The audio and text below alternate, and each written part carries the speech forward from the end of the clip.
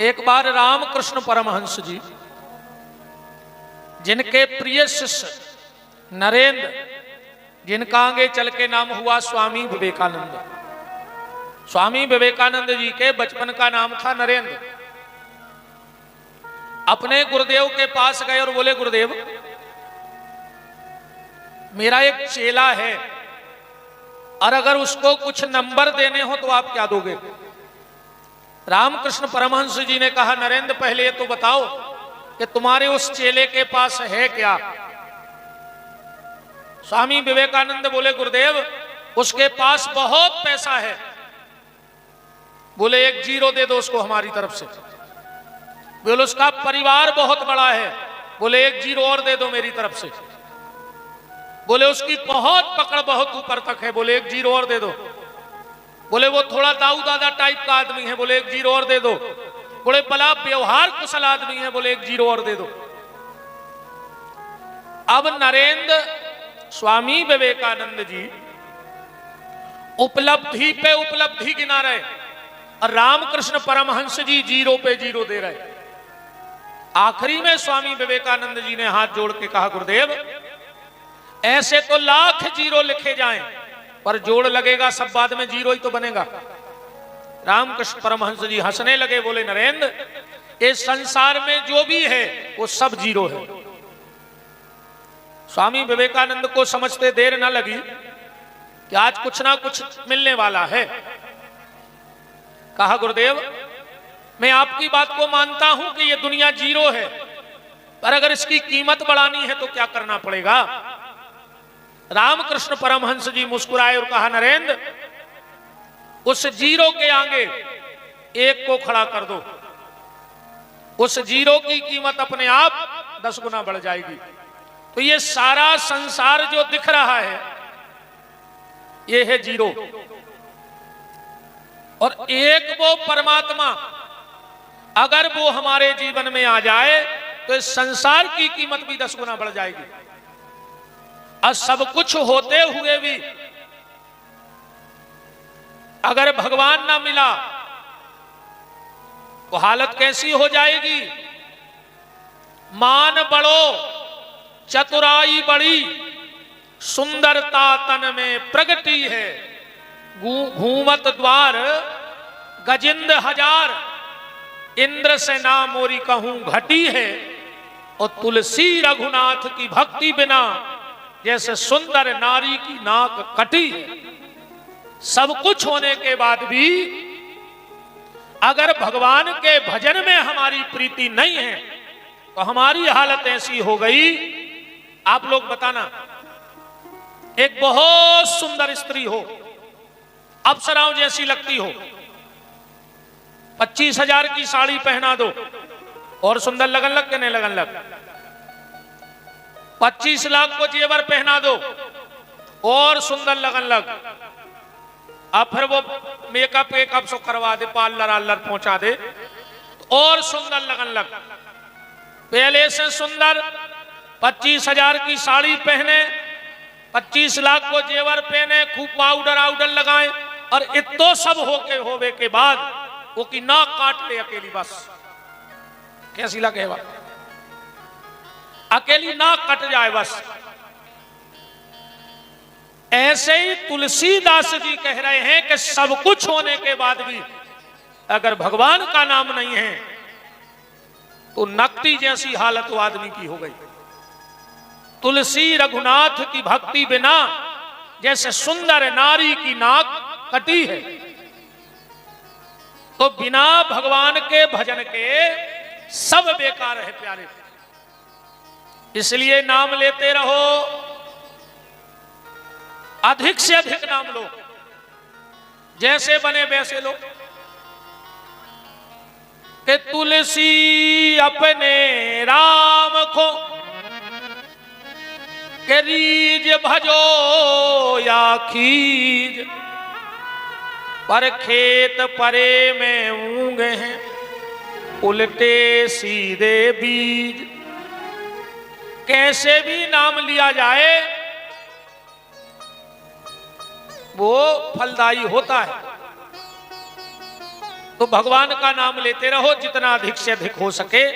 आज हमें चर्चा को बहुत आगे तक ले जाना है, इसलिए अब आज हम सीधे कथा में आ रहे हैं, यहां वहां की बातें ज्यादा ना करके आज हमें कथा को आगे तक ले जाना है। कल हम लोग कहां तक पहुंचे थे कथा में? भगवान शंकर ने इस धरती पर जो पहला या ब्रह्मांड का जो पहला स्थान बनाया वो था आनंद वन काशी। कल आपने सुना था बीच में मुर्दा क्यों उतारा जाता है, मटकी लेके क्यों घूमा जाता है। काशी के महत्व पे कल हमारी चर्चा चल रही थी और काशी का इतना महत्व है, इतना महत्व है। सदन कसाई की चर्चा आप लोगों ने सुनी होगी। मांस का व्यापार करता था सदन, मांस बेचता था। सदन के बब्बा को कोनो महात्मा सिद्ध गंडकी नदी के सालक राम दे गए। अब जब तक बब्बा रहे तो खूब पूजा भाई। अब बब्बा मरे, सदन के पिताजी ने तखरिया को धरो बना लो रे, तो अब वही हिस्सा में मिल गया सदन को। सो सदन उन्हीं सालक राम को रे तो बनाए और खूब मांस बेचे। एक बार वहां से कोई महात्मा निकले, सदन की तराजू पर देखा कि सिद्ध सालक राम रखे हैं। पहुंच गए पास में और हाथ जोड़ करके बोले कि भैया सदन जे हमें दे दे और एक के बदले तुम हमसे पैसा ले ले। अरे सदन बोलो महाराज पथराई तो आए, तुम्हें अच्छो लग रहा हो तुम ले जाओ, हम दूसरों रे तो बना ले। सदन ने वो सालक राम महाराज को दे दिए, महात्मा को। महात्मा जी जंगल में आए, पंचगव्य से स्नान कराए, पंचामृत से स्नान कराए, गंगा जल से स्नान कराए, फूल चढ़ाओ, चंदन लगाओ, आरती उतारी, भोग लगाओ और महात्मा सो गए। रात्रि में घनघोर जंगल था। महात्मा को किसी के रोने की आवाज आई। महात्मा ने सोचा इस जंगल में तो हम अकेले हैं, रो कौन रहा है। तो महात्मा जी उठे तो क्या देख रहे कि सिंहासन में सालक राम रो रहा है। महात्मा जी बोले जी आप रो रहे। भगवान बोले महात्मा हमें अपने सदन के कर आओ, हम सदन के बिना नहीं दे सके। अरे महात्मा बोले तुमने तो अति कर दी, बताओ वो तुम्हें तखरिया पे धर के मांस बेच रहा, सोखो तुम रो रहा है। इतने हम स्नान करा फिर रहे, तुलसी चढ़ा रहे, हाथ जोड़ रहे। भगवान बोले देखो महात्मा अपनो अपनो भाव है। तुम्हारों को लगत है कि सदन हमारे वजन को मांस बेच रहा हो और हमें जो लगत कि वो दिन भर हमें झूला झूला तखरिया के परवा पे, वो का चुकाम ही नहीं है। भगवान को भरोसा नहीं, अरे कौन पे कवे रीझ जाए, वो कौन भाव पे रीझ जाए। और बोले सुनो महात्मा, सदन पूरी जिंदगी से मांस बेच रहा है पर सदन ने कभी मांस खाया नहीं, उसका कर्म है मांस बेचना। और पूरी जिंदगी में सदन कभी झूठ नहीं बोला। और शास्त्र और संत कहते हैं कि साच बराबर तप नहीं और झूठ बराबर पाप, और जाके हृदय साच है सुता के हृदय आप। भगवान बोले सदन तुम तो हमें महात्मा तुम तो हमें सदन के छोड़े आओ। महात्मा ने उठाए भगवान, आधी रात में सदन के घरे पहुंच गए, कुंडी खटखटाई, भैया सदन किवाड़ तो खोलो। सदन ने किवाड़ खोले, महात्मा हाथ जोड़ के बोले सदन जिनको तुम साधारण पत्थर समझ रहे थे, ये गंडकी नदी के सिद्ध सालक राम हैं। उस सालक राम जी को प्रभाव जो है भैया ध्यान से सुन लियो। जिसके घर में गंडकी नदी के सिद्ध सालक राम रखे हो, उन पे तुलसी दल चढ़ा हो, काला तिल चढ़ा हो, दाहिनी तरफ जल का भरा शंख रखा हो और बाईं तरफ गरुड़ जी रखे हो, उसके घर में कभी टोटका टोना और जादू नहीं चलता, उसके घर में कभी कोई ऊपरी बाधा नहीं आ सकती। ये प्रमाण है। उस घर में कोई टोटका टोना चल ही नहीं सकता है। और अब ये कैसे पता लगे कि ये सालकराम जी असली हैं कि नकली हैं? क्योंकि काला पत्थर तो तुम्हें कोई भी दे सकता है। कह दे के गंडकी नदी के सालकराम हैं, तो अब हमें और आप तो बन जाएंगे कि चलो काला पत्थर है मतलब ये सालकराम जी हैं। तो सालकराम जी की असली पहचान ये है कि उनमें सोना होता है। काले पत्थर में स्पष्ट सोना नजर आता है। हमारे राम को तो वहां जाने का सौभाग्य मिला। शायद आप लोग भी गए थे नेपाल। हाँ, बांसा से बाबू भैया ने बेटी गए थे नेपाल हमारी कथा में। नेपाल में जब हमने शिव महापुराण कहा था तो बहुत लोग गए थे।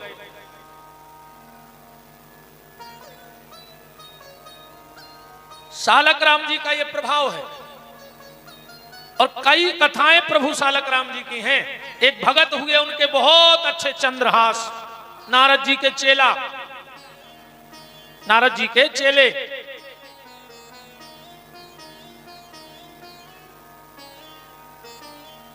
श्री सीतानाथ भगवान की।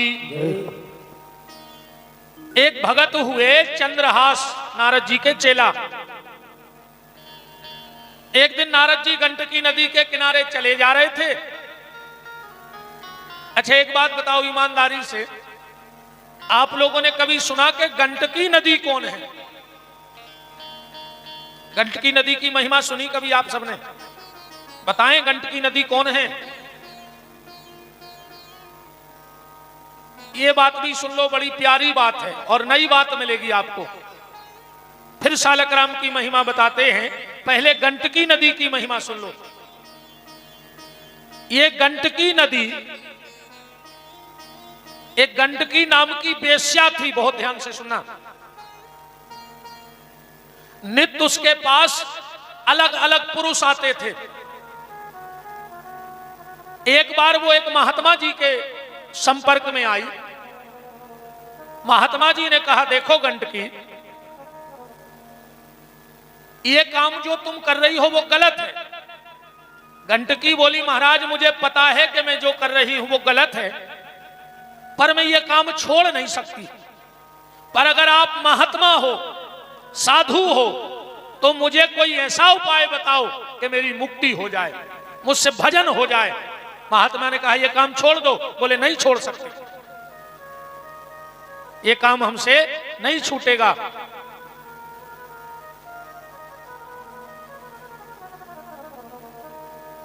बराजो मजले भैया, जय जय। महात्मा ने कहा, देखो ये काम अच्छा नहीं है जो तुम कर रही हो। गंडकी नाम की वेश्या बोली कि महाराज हम ये काम बंद नहीं करेंगे, पर हमारी मुक्ति का कोई उपाय बता दो। महात्मा ने कहा, तो आज से तुम एक काम करना। बोले, क्या? बोले, जो भी पुरुष तुम्हारे पास आए और जितनी देर वो तुम्हारे पास रहे, तुम उसको पति मान के उसकी सेवा करना। बिल्कुल पतिव्रता नारी की तरह उस पुरुष की सेवा करना। महात्मा इतना मंत्र दे के चले गए। अब गंडकी के वेश्या के पास जो भी पुरुष आता, वो पूरे भाव से उसकी सेवा करती कि आज के लिए यही मेरा पति है। इसकी चर्चा देवताओं तक पहुंच गई और एक दिन तो भगवान तक ही ये चर्चा पहुंच गई। भगवान ने सोचा अब इसकी परीक्षा तो करें कि या संत की बात को मान गई, हर पुरुष की पति मान के सेवा करती है जो भी इसके पास आता है। भगवान एक पुरुष बने और गंडकी के यहां पहुंच गए। अब वो तो जो भी पुरुष जाता था तो पहले वो चरण धोती थी, आरती उतारती थी, तिलक लगाती थी, पूजा करती थी पति मानकर। भगवान पहुंचे, इसने भगवान के चरण धोए, माला पहनाई, आरती उतारी और चरणों में बैठ गई। अब भगवान को तो परीक्षा करनी थी। अचानक भगवान ने अपने हृदय को पकड़ा और बोले, गंडकी, मुझे सीने में भयंकर दर्द हो रहा है। गंडकी बोली, आप 1 मिनट रुक जाओ, मैं वैद्य को बुला के लाती हूं। भगवान बोले, नहीं, अगर तुम चली गई और मैं मर गया तो मैं तुम्हें देख के मरना चाहता हूं, इसलिए तुम मेरे पास बैठो। अब भगवान तो लीला कर ही रहे थे। गंडकी नदी ने अपनी गोदी में, गंडकी वेश्या ने अपनी गोदी में भगवान का सिर रखा और भगवान ने प्राण त्याग दिए। अब इसने विचार किया कि महात्मा कह गए थे कि जो भी पुरुष आए उसकी पति मान के सेवा करना। अब मेरा पति तो मर गया, अब मैं इसके साथ सती हो जाऊंगी। गंडकी नदी ने, गंडकी नाम की वेश्या ने मोहल्ले के कुछ लोगों को बुलाया, कहा, भैया हमारा पति मर गया। सबने कहा, है तू वेश्या काहे का, तेरा पति रोज नया पुरुष आता है। बोले, नहीं नहीं, ये मेरा पति है, अब मैं इसके साथ सती होना चाहती हूं। गांव के लोगों ने कहा, चलो ठीक है, मर जाओ। गांव के लोगों ने चिता बना दी, गंडकी उसमें बैठ गई, भगवान लेट गए। भगवान पड़े पड़े सोच रहे हैं कि हो सकता है जाको अभी तक विचार बदल देवे। गंडकी ने कहा, आग लगा दो, और जैसे ही आग लगी भगवान ने सोचा, ये तो जलेगी, हमें भी जला देगी साथ में। भगवान उठकर खड़े हो गए और बोले, गंडकी, हम तुम्हारे इस व्रत से और संत की बात को तुमने माना, हम तुमसे बड़े प्रसन्न हैं, और आज से तुम गंडकी नाम की नदी बन करके बहोगी और मैं सालक राम बनकर तुम्हारे बीच में रहूंगा। तो सालक राम जी की बड़ी महिमा है। बात चल रही थी चंद्रहास भगत की। गैया चरा रहे थे चंद्रहास जी और नारद जी मिल गए, प्रणाम किया। चंद्रहास ने कहा, बाबा जी हमारी मुक्ति कैसे हुई है, जा बताओ। नारद जी बोले, भजन करो। वो बोलो, हमें कभी याद ही नहीं रहे गुरु मंत्र ने, हम मंत्र बोल सके ने, तुम तो कछु ऐसो सरल उपाय बता दे कि हमारी मुक्ति हो जाए। नारद जी ने गंडकी नदी में से निकाले सालक राम, चंद्रहास जी को दे दे और बोले, तुम्हें ज्यादा कुछ नहीं करने, सवेरे इनको चरणामृत लेते रहियो, बस एक बार इनको धोकर इनको जल पियत रहियो। चंद्रहास ने हफ्ता को जल पियो। चंद्रहास ने सोची, है सुनो यार, कबू रिश्तेदारी में जाए और चरणामृत लेवे में नागा हो जाए। अब सीधो सच्चो आदमी है तो उन्हें उठा के यार क्या में से गाल में दबा लाए। बोले, काय? बोले, दिन भर चूसत रहे, सो चरणामृत दिन भर मिले। ये हमें और आपको नहीं करना, ये तो बहुत ऊंची स्थिति है, बहुत ऊंची स्थिति है जब भजन की ऐसो भाव भगवान में बन जाए। चंद्रहास जी दिन भर गाल में सालक राम जी रखे रे में, चूसत रे में, कछु दिन में फुल बैराग्य होगा, सब छोड़ छाड़ के निकल पड़े। इतने भोले एक सेठ के रुक गए रात में चंद्रहास जी। सवेरे उठे, सेठ के पूरे घर के रो रहे थे, पूरे घर के। चंद्रहास जी बोले, कारे सवेरे से भजन नहीं कर रहे, रो रहे। सेठ बोलो कि हमारी आधी जा तो लुट गई, रात में डाको पर गए हम आए थे, सुअर हो रहा है। चंद्रहास जी बोले, मतलब जे कहते हैं चोरी हो जाए वो रोज अज्जे। अरे बोले, बिल्कुल रोज अज्जे, हमारी आधी जा तो लुट गई। और जो इतनी कई, सो चंद्रहास जी इतने जोर जोर से रोए के सेठ के घर के चुप हो गए। अब मोंगा ने मोंगे, सेठ बोलो, तुम आओ का लुट गाओ, तुम काय रो रहे? बोले, हमारी भी आधी जा तो लुट गई रात में। बोले, काय? बोले, हमारे 2 लंगोटी तो हती, एक डरी थी सूख में, एक हम पेरे हैं, सो जोन चोर तुम्हारी संपत्ति ले गए, हमारी लंगोटी में बांध ले गए, सो आधी जा हमारी भी लुट गई। कहा हमारा तो 2 लंगोटियां हती। इतने भोले चंद्रहास जी। एक दिन तो का भाव कोनु भगत जी ने आटो दे दो चंद्रहास जी को गांकरे बनावे। चले जा रहे थे, हाथ में लाए, से कुत्ता ने झपट लईवा, मुंह में दबा कर भग दो कुत्ता। अब चंद्रहास जी ने देखो कि कहूं कछु है नहीं, पत्थरा थरा, सुनो खबर आ गई कि मुंह में तो हम सालक राम धरे। सुनने निकार के सालक राम मुंह में से, और जब तय नहीं कुत्ता में फेंक आके सुने बहुत छोड़ी पन्नी और भग दो कुत्ता। चंद्रहास जी गए, सो रोन लगे, बोले, प्रभु 10 साल से तुम्हें लाए फिर रहे, पर तुम काम में आ जिया परी, हम आज तुमने होते तो हम आज वो आटो कुत्ता ले जाते। इतने भोले भगत। तो बात चल रही थी अपनी कहां, सालक राम जी पे, सालक राम जी की महिमा पे, कि जिसके घर में गंडकी नदी के सालक राम हो उसके घर में कोई टोटका टोना काला जादू नहीं चलता। वो बात कहां, सदन कसाई पे हते अपन। महात्मा सदन कसाई के घर पहुंचे और पहुंच करके जाकर बोले कि सदन, जिनको तू साधारण पत्थर समझ रहा था ये गंडकी नदी के सिद्ध सालक राम है। सदन की आंखों में तो तर तर आंसू बहने लगे कि बताओ, हम इनके मांस बेचते रहे, इनको तोल तोल के हम मांस बेचते रहे तोल तोल करके, हाथ जोड़ करके। सदन ने कहा महाराज हम आपसे कुछ मांगे तो मिलेगा। महात्मा ने कहा सदन मांगो क्या चाहिए, आज तुम्हारी बदौलत भगवान हमसे बोले हैं, तुम जो मांगोगे हम दे देंगे। तो सदन ने कहा आपके गले में जो झोली माला है वो भर हमें दे दो बस। झोली माला महात्मा से ली, उसी झोली माला में सालक राम जी डाले और सदन निकल पड़े पुरी की तरफ, भगवान सब छोड़ करके। चलते चलते गांव में पहुंचे तो क्या देखा, एक झुपड़िया के बाहर एक स्त्री और पुरुष दोनों बैठे। उस पुरुष ने कहा भैया कहां जा रहे हैं? बोले हम पुरी जा रहे हैं। तो वो भगत बोला कि देखो भैया यहां से 25 किलोमीटर जंगल है और उस जंगल में भयानक जानवर हैं और शाम हो गई है, ले जाना आज हमारे यहां विश्राम कर लो। सदन ने कहा ठीक है।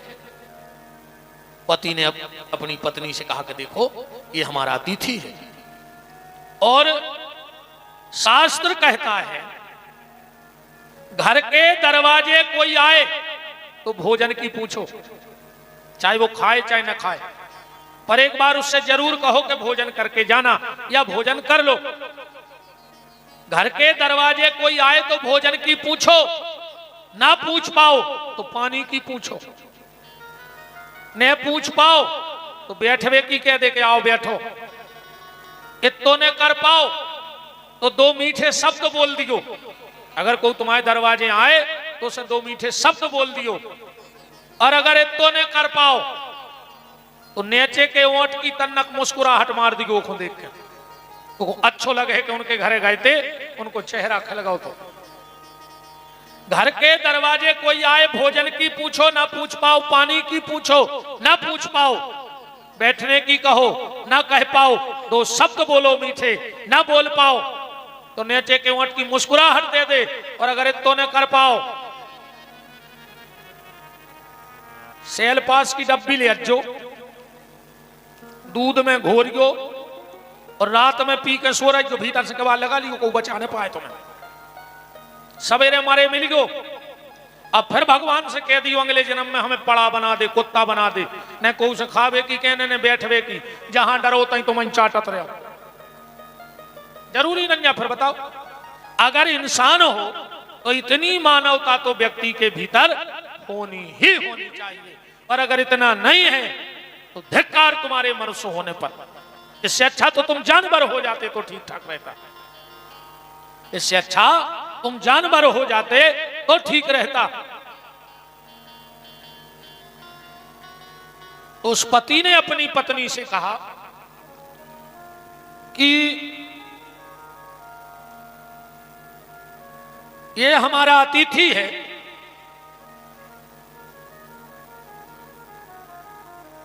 हम लोग बाहर सो जाएंगे, इसको भीतर सुला देंगे। पति ने कहा ठीक है। अब सदन की आंखों में तो नींद थी नहीं, क्योंकि परमात्मा से मिलने की ललक थी, उनको तो नींद आ नहीं रही थी।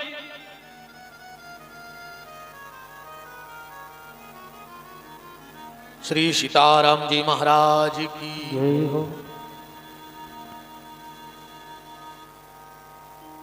पति पत्नी दोनों बाहर सो रहे थे। आधी रात में पत्नी कमरे में गई, सदन बैठे थे। सदन ने कहा रे बहन तुम? वो बोली हम तुम्हारे पास बहन के भाव से नहीं आए, हम तुम्हारे पास पत्नी के भाव से आए हैं। सदन ने कहा, अरे राम राम राम राम, ये क्या कह रही हो? वो महिला बोली, हम समझ गए, 1 मिनट रुक जाओ। बाहर गई, पति सो रहा था, पति को मार डाला। भीतर आके बोली, हम समझ गए तुम हमारे पति से डरा रहे थे, हमने पति को रास्ता से हटा दो। सदन चरणों में गिर पड़े, अरे बहन ये तूने क्या किया? तो ये जोर जोर से चिल्लाने लगी, बचाओ बचाओ बचाओ। पूरा गांव इकट्ठा हो गया। क्या बात है? वो महिला बोली कि देखो, इसको मेरे पति ने अतिथि जान के घर में रखा, इसने रात में मेरा हाथ पकड़ा, जब मैंने कहा पति को जगा दूंगी तो इसने मेरे पति को ही मार डाला। सदन को बांध करके कबीले में ले जाया गया। वहां का जो राजा था कबीले का, अब गले में तो सालक राम जी डले थे झुलनिया में, उनका प्रभाव था। पूरी बात सुनने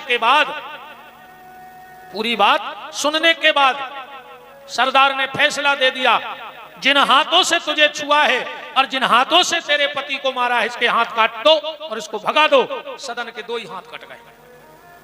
सदन मन में सोच रहे हैं कि बताओ रे प्रभु, जब तक इन हाथों से मांस बेचो बुखार नहीं आओ करो, और आज पहली बार हमने झोली माला का पकड़ी, ईश्वर तुमने हमारे हाथ ही कटवा दे।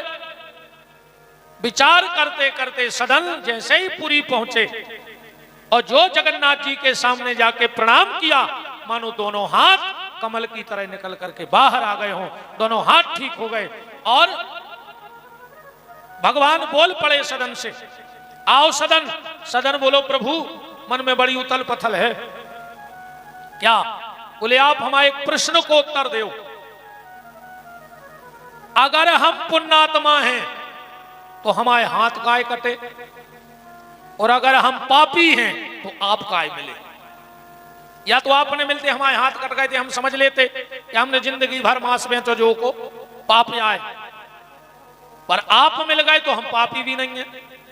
भगवान बोले, तो सुनो सदन, बात यह है, तुम पहले जन्म के काशी के एक बहुत पहुंचे हुए महात्मा थे, और उसी जन्म में हमें तुम्हें मिलना था। मात्र 3 दिन शेष रह गए थे तुम्हारी तपस्या के। तुम जंगल में कर रहे थे तप, और उसी समय तुम्हारे सामने से एक गैया निकली और पीछे पीछे कसाई निकला। उसने तुमसे पूछा कि क्यों महात्मा, यहां से गैया निकली तो तुम माला कर रहे थे, मुंह तो बोल नहीं रहे थे, तो तुमने दोनों हाथ से इशारा कर दिया किस तरफ निकल गई। उस कसाई ने जाकर उस गैया को मार डाला। सदन, तुम जो अभी देखकर आए हो ना कि उस पत्नी ने पति को काट के फेंक दिया, वो पत्नी पहले जन्म की गैया थी और उसका पति पहले जन्म का वही कसाई था। उस जन्म में उसने उसको काटा, इस जन्म में इसने इसको काट के फेंक दिया। और तुम्हारे हाथ इसलिए कटे क्योंकि तुमने हाथों से इशारा कर दिया था।